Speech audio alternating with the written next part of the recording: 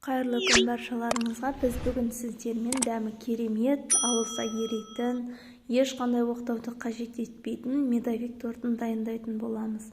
Ол үшін шұңғылдау ыдысымызға медымызды бөлме температурасындағы сары майымызды салып, жақсылап араластыратын боламыз. Достар, егер менің арнама тіркелмеген болсаңыздар, тіркеліп, лайк, комментарий қалдырып кетіңіздер. Мінеки, массамыз осылай еріп бастаған кезде үстінен жарты шай қасық ас содасын салып, жақсылап араластырамыз. Ас содасын салғаннан кейін бізде міндетті түрде осындай реакция пайда болады. Міне осылай жақсылап қосқап, енді дайын болған массаны бөлме температурасында суытып аламыз.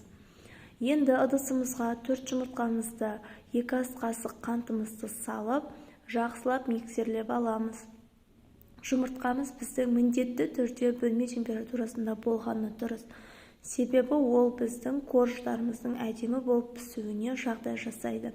Мінекей, дәл осылай миксердің көмегімен 4-5 минутта жақсылап миксерлеп аламыз, бір қалыпты масса пайда болғанға дейін.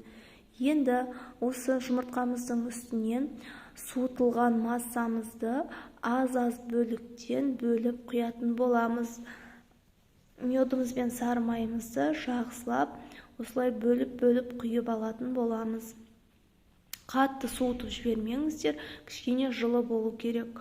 Медымыз қатты суыса қатып қалуы мүмкін. Міне осылай жақсылап араластырып болғаннан кейін үстінен ұнымызды салатын боламыз. ұн міндетті түрде сетадан өту керек, және ұнның үстінен қобыздышымызды салып, аз-аз мөлшерден ұнымызды сала отырып, осындай миксерлеп аламыз. Осылай мінекей, аз-аз мөлшерден саламыз.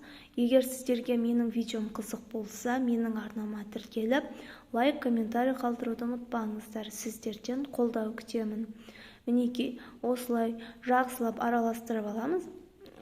Миксердің жай жылдамдығынан қатты жылдамдығына қою арқылы миксерлейтін боламыз.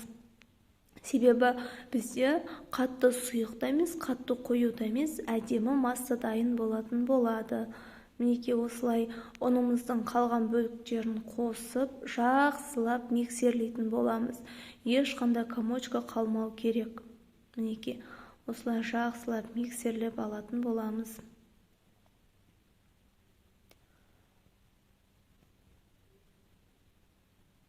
Байқасаңыздар, қатты сұйық та емес, қатты қою да емес, өте әдемі масса дайын болды.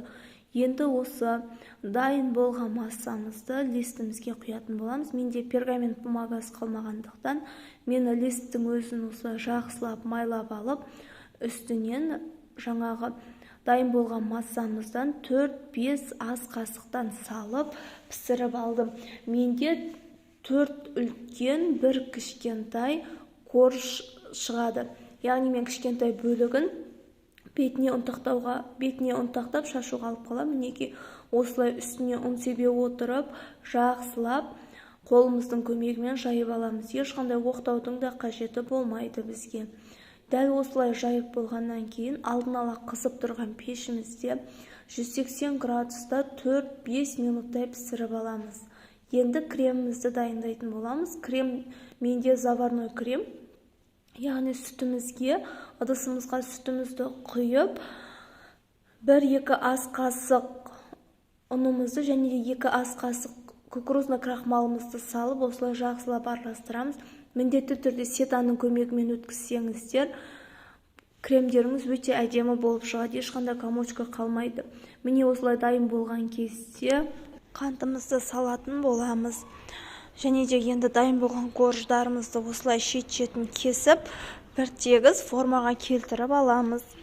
Осылай барлық шетін кесіп болғаннан кейін, осылай әрбір бөлікке кремімізді құйып, крем кішкене бөлме температурасында салқындатып аламыз.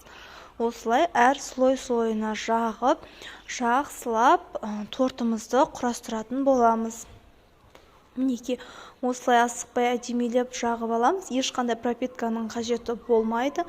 Енді міне дайын болған тортымыздың үстіне осылай ұнтақталған корждарды сеуіп, әдемелеп сәндейтін боламыз. қалауларыңыз бойынша бетіне шоколад немесе фруктовый жеміс-жидектерді салып сәндеулеріңізге болады. Ол енді сіздердің фантазияларыңызға байланысты. Мен онда ештеме қолданған жоқпын. Маған осылай жасаған өзіме өте қатты ұнайды. Міндетті түрде осы рецептпен жасап көріңіздер. Өте сәтті шығатын рецепттердің бірі. Мен өзім осы рецепті жақсы көріп, сүйсіне дайындаймын. Достар, менің арнама тіркелуді ұмытпаңыздар, сіздерден қолдау күтемін. Мінекей, біздің медовик тортымыз дайын болды. Өте әдемі әрі дәмді болып шығады.